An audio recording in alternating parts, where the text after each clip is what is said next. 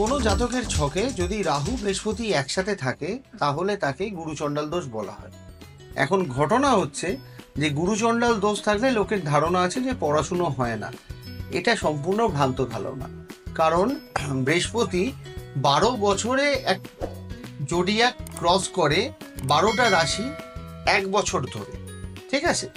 এইবার রাহু 1.5 বছর ধরে এক একটা রাশি ক্রস করে উল্টো দিকে, 18 বছর লাগে টোটাল জোডিয়াক কমপ্লিট হতে। এখন এই 12 আর 18-র মধ্যে কখনো তো সময় আসবে যে বৃহস্পতি আর রাহু একসাথে থাকবে। তাহলে সেই সময় কি doctor, engineer, professor, astrologer, researcher, scientist হবে না? নিশ্চয়ই হবে।